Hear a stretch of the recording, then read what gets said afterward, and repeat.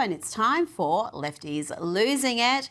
And we really need to check in on the ladies of The View. It's been too long and I've missed the weapon-grade hate and bile masquerading as tolerance and considered analysis. Here is Sunny Hostin before the Super Bowl claiming that if you don't love Bad Bunny and if perhaps you think there may be some better options for the Super Bowl halftime show, well, you're racist. And so Bad Bunny, while he speaks Spanish, as Anna does, as I do, we're all Americans. It is so very racist what is happening in this country about Bad Bunny. Let's just call a thing a thing. Let's call a thing a thing. It's just racism. And after the rather underwhelming performance that the bulk of the audience did not even understand and arguably did not enjoy, we had Sunny Hostin with this hot take about Bad Bunny. Understand or speak Spanish to feel the joy and to feel the unity and the message of inclusivity. Staying with The View, and they really do have a talent for finding guests that are even crazier than the host. And this next dude fits the bill, Kentucky Democrat Governor Andy Beshear, who claims it is his Christian faith that makes him promote kids having access to trans treatments. We rarely talk about the why. People want to know what drives us, especially in a world with social media where everyone's looking for the next authentic thing. For me, that's my faith. Most of the decisions I make are based on that golden rule that says we love our neighbor as ourselves, and that parable of the Good Samaritan that says everyone is our neighbor. And so when I've taken actions like vetoing the nastiest piece of anti-LGBTQ legislation that ever came through my state, I described it in those terms. I said my faith teaches me that all children are children of God. And I didn't want people picking on those kids. Sweet baby Jesus. They are not picking on these kids, you absolute muppet. They are protecting them. Read the research, Andy. You are complicit in inflicting irreversible harm on confused kids, and using your faith as an excuse is frankly a little sick. Now, to be clear, the nastiest piece of anti-LGBTQ legislation, as Governor Beshear calls it, this is what it does. It bans so-called gender-affirming care for minors. That's irreversible treatments, including surgeries. Keeps boys out of girls' restrooms and requires schools to tell parents if their child is experiencing gender dysphoria. That's what he calls the nastiest piece of anti-LGBTQ legislation.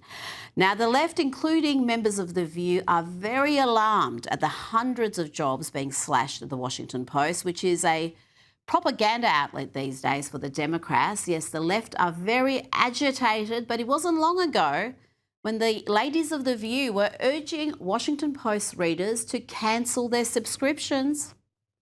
So far, 200,000 people have canceled their Washington Post subscription over the decision to block the editorial board from endorsing Vice President Harris. It sends a message to Jeff Bezos, and I will say, in this election, we're normalizing a bigoted, fascist racist. These opinions matter even more. Go ahead. It matters more. Oh, what short memories they have. Of course, the editorial board not endorsing Kamala Harris meant nothing because everything that pumped out is biased anti-Trump and anti-Republican. Now, this Lefty Losing It is genuinely disappointing because Andrew Schulz is funny and clever, well, mostly clever.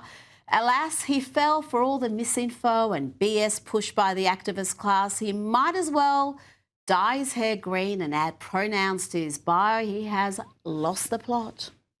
But I will say that this was a breaking point for me in the way that the administration responded to it. Like, I didn't think what's happening right now with ICE could happen in America. I genuinely did not think that was possible. I thought our institution, I thought the Constitution would hold up. When I see it and then immediately defend it, I start to go, we gotta be very loud about this. Like, it all of a sudden becomes not like liberal catastrophic thinking. It starts to become very reasonable, nuanced criticism of the administration. They have just made the most far left critiques of the Trump administration. Their reaction to this has just justified all of them. No, they have not, Andrew. Dear me. He has obviously given in to all the bullying from the Karens online. But we still have funny comics who have not been bullied by the Karen Brigade, and they're not soy boys, and Steve Byrne is among them. Here he mocks the ill-informed wokery that we are seeing at the Winter Olympics. I would love to enjoy the Winter Olympics from Milan, but I can't, knowing that in 222 BC, the Romans stole that land from the Celtics. Every now and then, the hard-left media surprise you by putting to air something that is actually insightful, rational and balanced. I guess even a broken clock is right twice a day, and MSNBC were right when they featured journalist Anand Giridharadas, who had this to say about the latest revelations in the Epstein files. Sets of emails. This is from Catherine Rumler, who worked as Barack Obama's White House counsel, Democratic administration, White House counsel, lawyer representing the American presidency. Now, in the way that is normal in American life, she's the chief lawyer for Goldman Sachs. Yeah. Wow. And they're trading advice. She's getting his advice on, should I become attorney general? She's taking the advice of a convicted sex offender on should I accept Barack Obama's potential offer to be attorney general. And he's telling her, she's giving him advice about his situations in life. And in this very striking scene, she describes driving up to New York, and she says, I will stop at a rest stop at some point in New Jersey on my way up to New York, and I will see, no doubt, all these people who are 100 pounds overweight, and I will be shocked by it, and I will be moved to never eat another morsel of food in my life so that I never become like them. I just want to say to people watching this is what people in that class think about you. You don't normally get a glimpse. You see them on TV. You see them on their curated social media that someone else is doing for them. These emails are a glimpse of how people in this Epstein class feel about you. They feel you're a slob at a rest stop that they unfortunately have to stop at to get gas. Let's bring in Sky News contributor Kosha Gator. Kosha, that was precisely my takeaway from reading some of these emails. The utter disdain these people have for ordinary Americans, for ordinary people outside their elite circles. Yes, as you say, Rita, even a broken clock is twice right, or right twice a day. It felt like a through the looking glass moment for me, because what he was saying is what you and I and other people talk about, certainly on the right side of politics, all the time, every day, every week. And it was just really bizarre to hear them say that. I thought Mika Brzezinski's face was a little bit funny, like there was cognitive dissonance going on in her head, and she couldn't quite work out. Should she debate him? Should she accept it? And I also think it was funny because he, Anand, the contributor over there, is part of that same elite class that looks down on most of the rest of us. But it was interesting that he was excluding himself from it and creating this new category called the Epstein class. You could say that that's a super, super elite within the elite. And it was interesting in that it was bipartisan, sort of. He's sort of lumping them together, bipartisan folks whose names are showing up in the Epstein files. So maybe the edifice is cracking a little bit, and we're getting out of this left versus right thing, because there are offenders from both sides, certainly in those vast emails that are still being analyzed. I would argue plenty of the MSNBC hosts are also in that class. They may not be in any way connected to Jeffrey Epstein, but they also have disdain for their fellow countrymen and look down upon them as the great unwashed that they have to coexist with.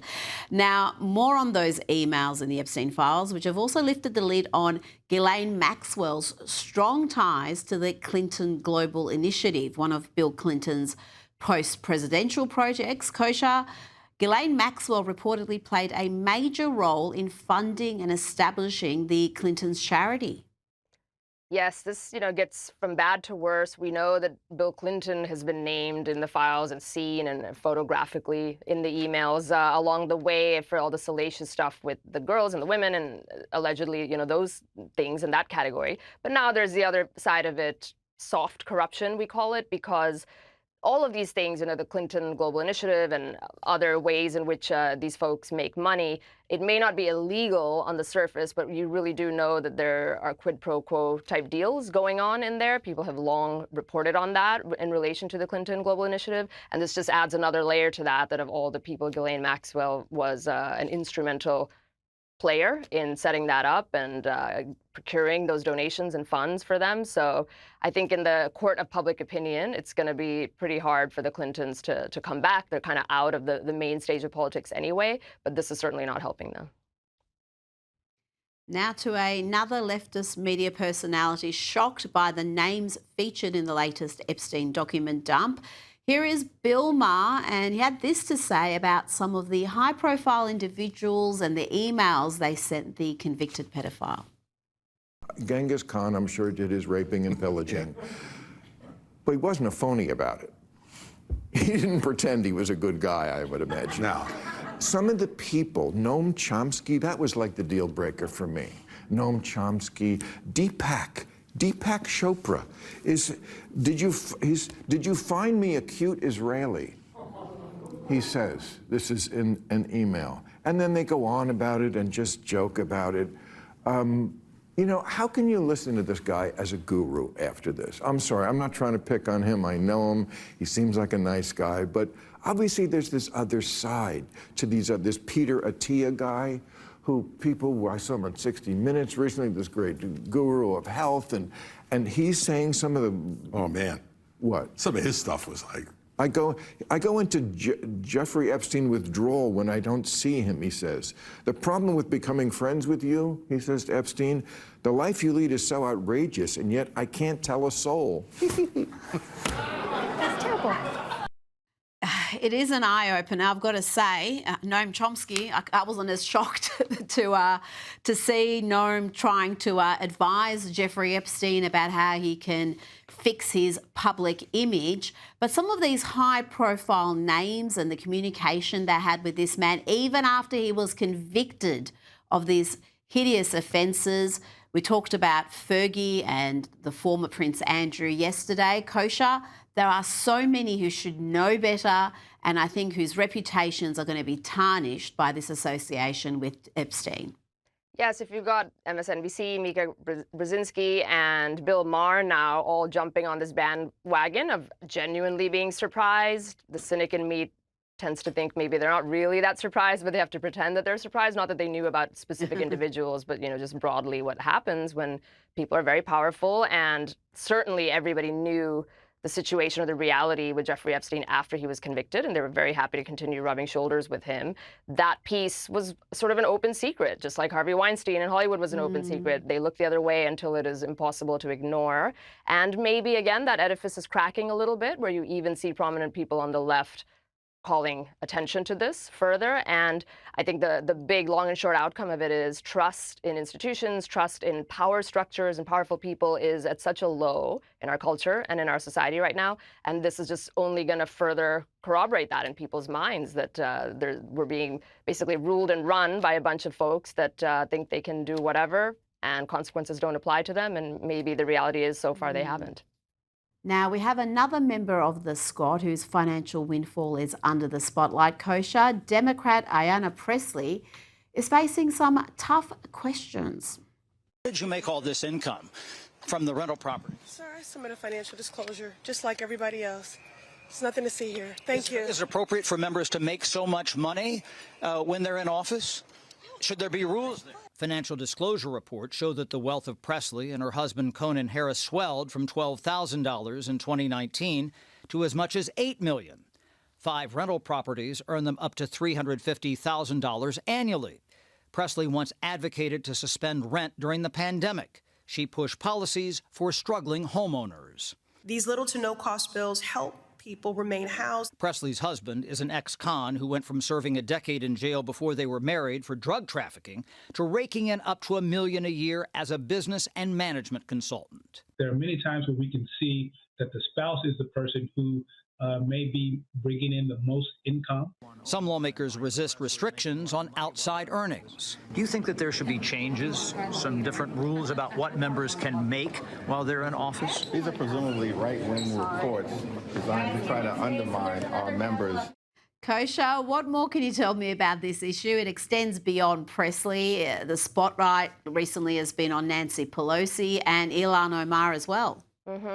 This is a long-standing issue. The zip code of the neighborhoods around D.C. is the richest zip code in America, and it is a zip code that has no businesses, nothing is created, nothing is made. It's just these folks doing these kinds of investments. She's right over there, Congresswoman Presley, that they do have to make financial disclosures.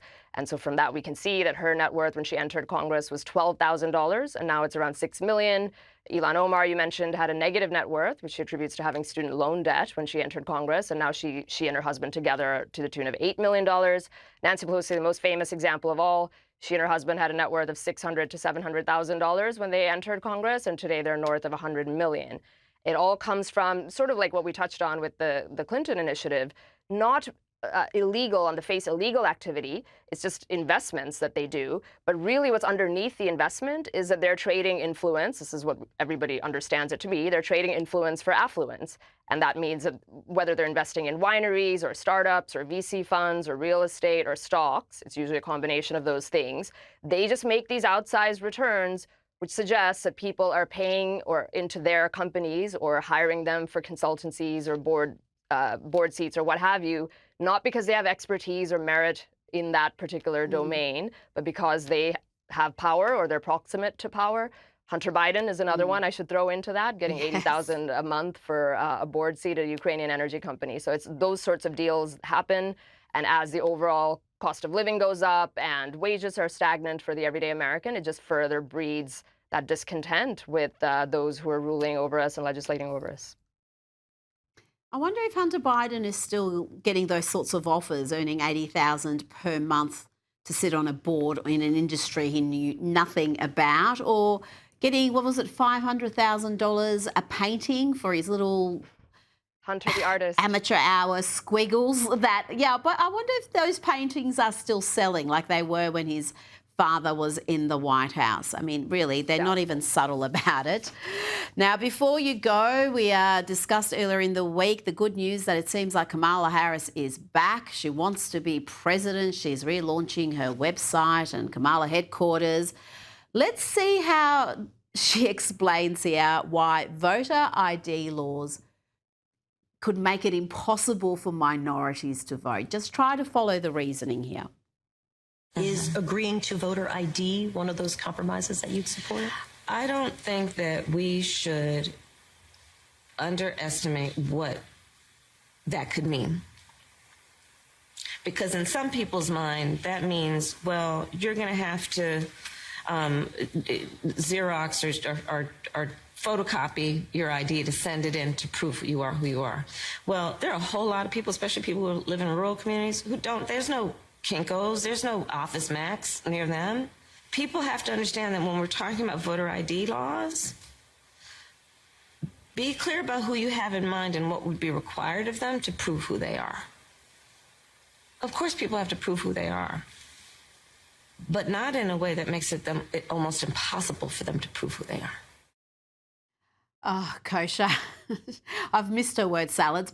Well, we played some CNN analysis last week showing that the overwhelming majority of Americans, around 85%, want voter ID laws, and yet the Democrats are resisting it and using any excuse, no matter how ridiculous, to justify why voter ID is going to be a setback for democracy.